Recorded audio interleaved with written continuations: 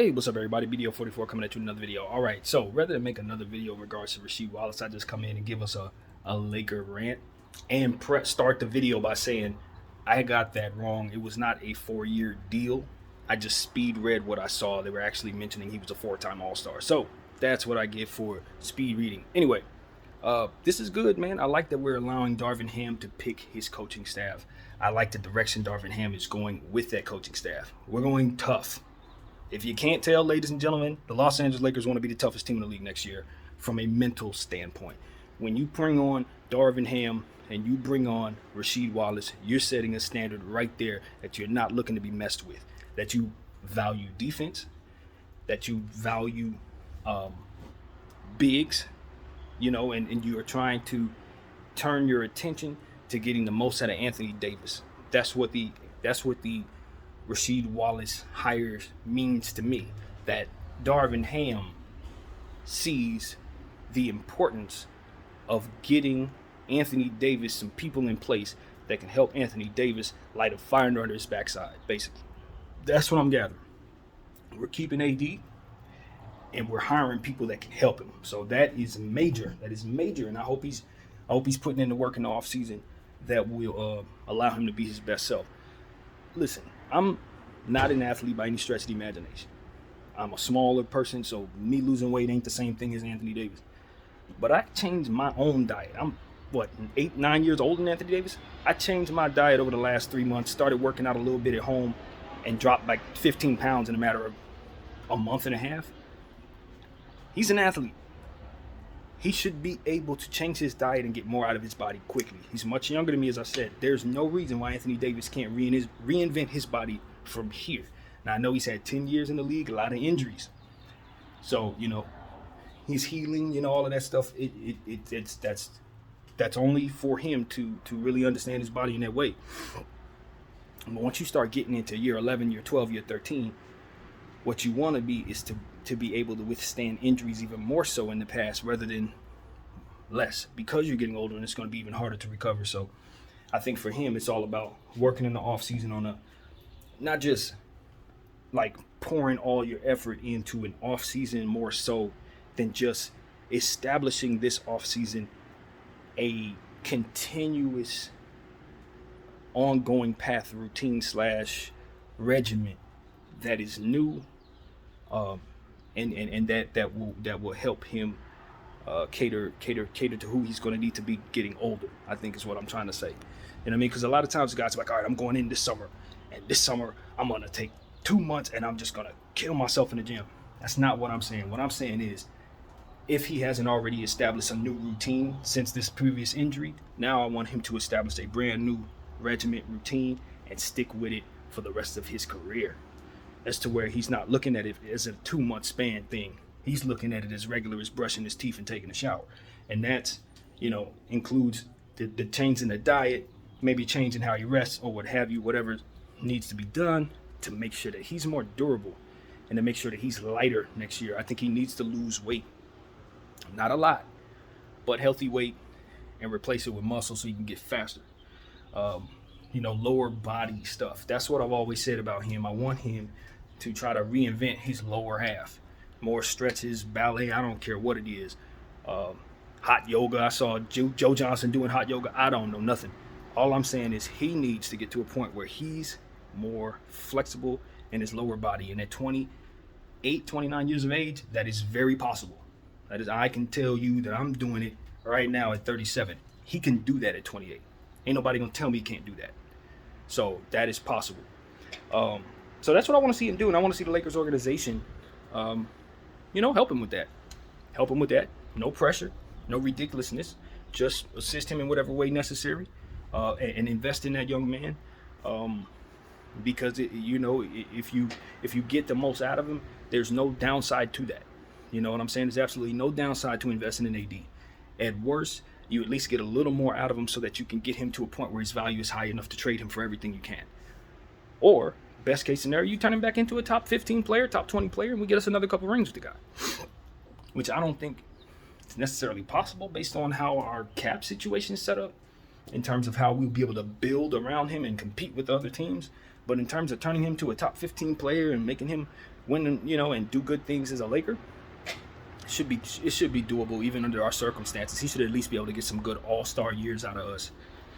So I mean, if that's our goal, then I think it's very doable. That's the point. It's doable. So yeah, I like the hire. I like the focus. I'm very anxious to see if the Lakers can buy their way into that second round. I do not expect them to be able to find a first round pick. That doesn't seem reasonable. I don't think it's necessary either because it's such a deep draft that guys that you would normally take in the first round, maybe last year, some of those guys might slip into the second round this year, and so on and so forth. The undrafted pool, I think, is going to be incredibly talented. So I think the Lakers can get some young players regardless. I wouldn't be surprised if we have a very, very good couple of young role players next season. So we'll see what the Lakers do. I'm excited about Darvin Ham. I like the direction that he's trying to form his coaching staff. You got Rasheed Wallace right next to you. That's a good start. I want him to kind of cater what he does to what he's seeing in these playoffs, because I think a lot of it is going to carry over to what we see next year. Now, granted, there's going to be a lot of young teams out there next year that are going to be getting a lot better than they were last year. But I think the most important thing that we're seeing is depth is important. You got to still be able to stretch the floor with different lineups, type of small ball lineups. You need those, even though I don't love them. It's necessary. And ultimately, you just want to have enough length on the perimeter to guard defensive players, shooters on the outside, and be able to switch as much as possible. So if we can get as many lengthy guys, big guards, rebounders and stuff like that, who can play the wing a little bit, guys who rebound in other positions other than the bigs positions. I like those kind of players. Those are the type of things I think can help us. You don't want to be the type of team that cannot defend. I don't believe you can outscore teams this year in this coming NBA. You have to be able to play defense, and you have to be able to keep size on the floor. So if the Lakers are building, I believe that that's the right way to go.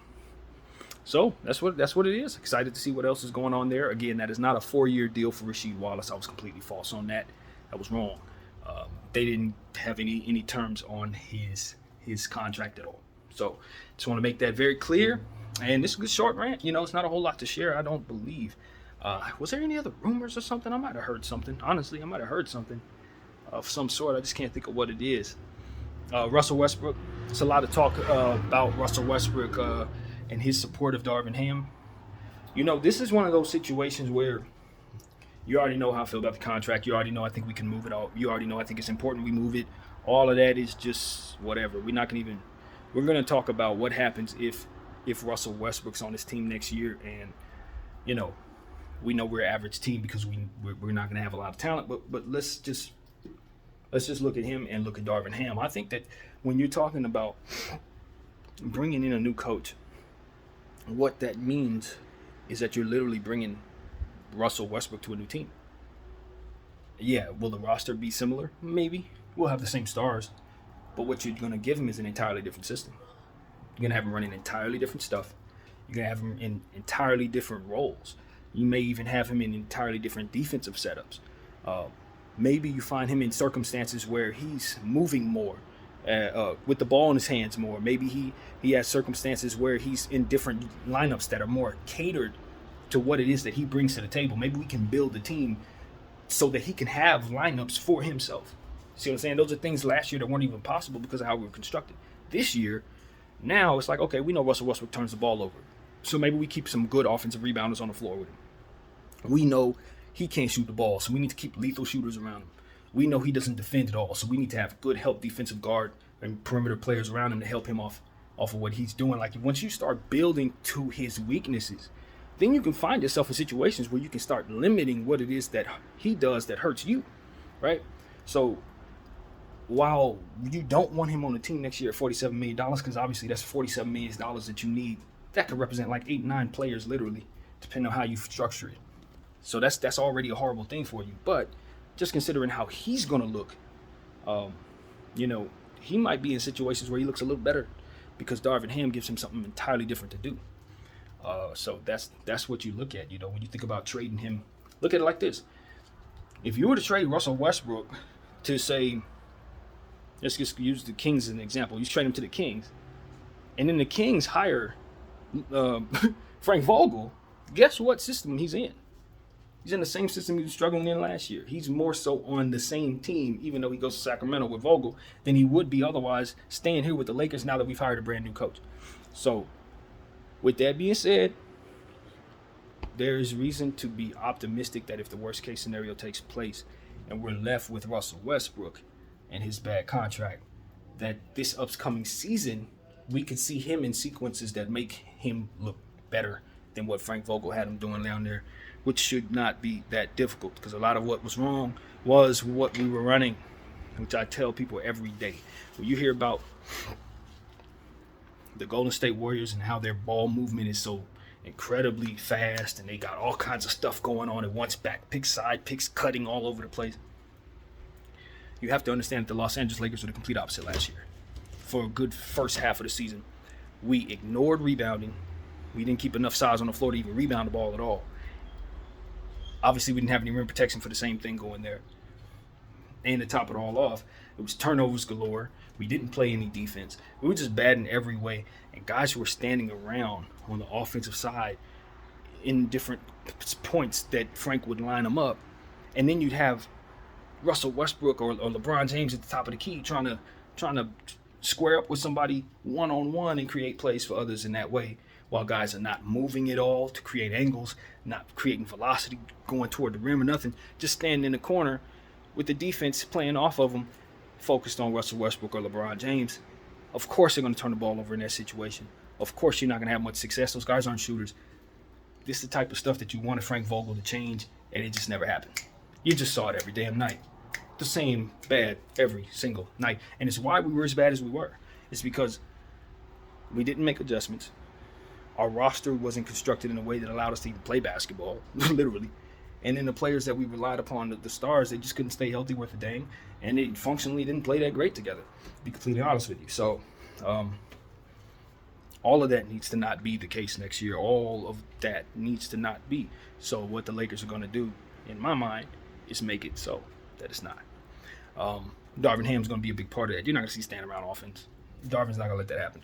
We're going to run different stuff, probably from his Bucks. And if that's the case, I'm happy, because I know they got a lot of stuff that they run with their roster that should work. Now, granted, they have Giannis Antetokounmpo, so that's an easy 100 buckets no matter what. But we got LeBron James. He should be able to assimilate a lot of that, to say the least. So I like what we can do. He has some monsters over there in Milwaukee. We got some monsters over here in L.A. It just is what it is. I know people don't look at Anthony Davis like that anymore, but I don't think his poor play from last year is sustainable. You know how people say, oh, that good shooting, that's not sustainable. He's not going to continue to shoot that well. I think that way about Anthony Davis' shooting. What he shoots, like 16% from the mid-range? That's never going to happen again. That's never going to happen again. So there are certain things about Anthony Davis' season that I just think this is by far the worst season he's ever had. And I don't think he's going to duplicate it as bad. I think we're more likely to see a better version of him this season, just off the strength of he is Anthony Davis at the end of the day. Even a lesser version of Anthony Davis looks a lot better than what we saw last year. So I'm hopeful. I do have questions about his motor and what motivates him and what gets him going and what's going to really light a fire into him. I think a lot of time he tries to, and this is just my perception, but I think he tries to fake intensity. I don't think he actually feels as fiery as he wants us to think he does in certain moments. I think that he has a hard time getting himself up for stuff. And that motivation, I don't know what's going to get him going. I don't know what would make him feel more passionate about playing the game. But that's just what I sense from him. When I look at guys on these Boston Celtics team, not to be in comparison, but I'm just saying they're like the epitome of, they have it when it comes to, I'm getting up for you. With the exception of last night, but forget all that. I'm talking about every night for the most part. Marcus Smart, Grant Williams, those guys are up. They're not faking the funk when it comes to their intensity. They're not faking the funk as it pertains to their fire. It's real fire. Anthony Davis, I just feel like, if you ever seen the meme where you see the lion and then you see the cat, like He's trying to be the lion, but he's coming off as the cat, and he needs to find within himself what's going to allow him that fire that really brings it out of him. I don't know if it's anger. I don't know if it's something else. I don't know, but I just didn't see no real passion out of Anthony Davis last year, and I don't think I've seen a whole lot of real passion out of him since he won the championship, to be honest with you. So, that's on him to find that. He has to find it. Whether he's playing with great players or not, whether he's second fiddle or not, whether we win the championships or not. He's got to find who he wants to be for the rest of his career. Because at the end of the day, when you're Anthony Davis, wherever you go, you're the focal point. Wherever you go, no matter what team you're on, whether you're the first role player, or the first star or the second star, you are going to be someone that everyone's watching. And you're going to be who they live and die with a lot of times on both ends of the floor. So if you're struggling and you're not manifesting that energy and you're not filling up for the task, then it's going to carry across the entire team, the role players. It's just not going to cut it. He has to be hungry, and I get to a point where I personally perceive being frustrated if I'm the guy who has to try to find that in him. You understand what I'm saying? From what I see, that looks like something I would be frustrated trying to do. So I hope that is not what's going on there. But with Darvin Ham in place, Vogel out the way, I think that's a very good thing for Anthony Davis in many, many ways. This is what I had forgotten to mention. Anthony Davis said, according to a report that I read, that he wasn't really sure if he wants to play the 4 or the 5 this season. I can answer that for him. He should definitely be playing the 4 this season. Now, I do want him to play the 4 the majority of the time, but there are lineups that I think will be necessary based on our limitations of being able to build, that he will have to play the center. Just like always, as always. We're just not going to be able to put together all these different pieces that ultimately make us a good enough team to where he'll never have to play center. I don't think we can even assemble a team like that. So he's going to have to do that, but there are going to be times where I think we can get him to play the 4 the majority of a game or whatever. So I think that's the way we need to play it, but it depends on the matchup. Here's why. Because if I move him to the 4, which is something I've been asking us to do for 3 years, but now I understand something a little differently now. If I move him to the 4 and I bring in one of those traditional Clint Capella guys, what's going to end up happening is the same thing that's happened throughout these playoffs with guys like that. They're getting shot over. They're almost obsolete, believe it or not. Overnight, essentially, you almost have to turn them all into role players now because of how well teams like Boston and Golden State and Dallas can stretch the floor and make it so that these guys can't stay on the floor. They have to be quick enough and savvy enough to guard the perimeter. So now it's not about trying to find Clint Capellas and guys like that anymore. It's more so about trying to find guys like Herb Jones and Grant Williams and players that can kind of play the center but not really be centers. You can switch them all the way down to the 2 and move them all the way up to the 1, and they'll be so good on the perimeter and so solid on the inside, like a Jaren Jackson Jr., to where you can keep them on the floor and have no problems. And then on the opposite end, they got to be able to hit the 3 as well. That is a very, very valuable combination of skill sets to have in a very tall player. Anthony Davis has that. The center that he plays with probably is going to need to have that too. That's basically what I'm saying to you. Anthony Davis can do that. But the guy he plays with, put it like this, if we could find guys like that, if they all grew on trees, every team would have them, they wouldn't be as valuable. So I think if the Lakers can find a guy like that in the draft, or if we can kind of swindle to get a guy who's lesser than, maybe another Wenyen Gabriel, and try to turn him into something because he has that body type, that's the way to go. But if the Lakers are talking about bringing in a Rudy Gobert type or something like that so that Anthony Davis could play the 4, believe you me, that is a disaster because he's still going to have to play the 5. You're going to sit a guy like that, and you're paying him all the money that you're going to pay him, whatever it is. So traditional centers, as much as I love them, they're in a holding pattern right now. They're in a holding pattern. It's almost like they're dead because if they can't get out to the perimeter, you can guarantee that you're going to have to sit them for more minutes than you would otherwise want to. for what it is that they're going to be paid. So this is a tough spot for a guy like Rudy Gobert, if we're going to just mention him, because I don't know who's picking him up. I have no idea. At that price, his contract's worse than Westbrook's. So at this point, I think the Lakers should probably consider try to find one of those guys, Wenyen Gabriel, somebody that has that profile if possible. If not, Anthony Davis better be ready to play some 5. Simple as that. He better be ready. Because the other guys that we're going to put down there, they're just not going to be able to play the perimeter 9 out of 10 times. Unless we can find someone who can. Simple as that. So that is the thing. That is the thing. It's up to our organization over the next year and a half, 2 years to try to find multiple guys that fit that description. As is the rest of the league going to be looking for those guys too. So that's what I wanted to say, man. Anthony Davis playing 5. In the past, I would say it's the worst thing in the world, but I'm catching up to understanding how the game is played a little bit better. And it just, once that 3 ball starts falling, those guys have to sit, and that's the end of the story. That's it. So, that's what I got to say, man. We're building our team. Kind of exciting, even though we don't have everything we need to build properly. It's still exciting to see that we're going to have brand new everything next year. And hopefully it translates to us being happy with what we see. And that's all we can say. That's it. So that's my Laker rant for the day, man. BDF 44. I thank you all for watching. I'm out.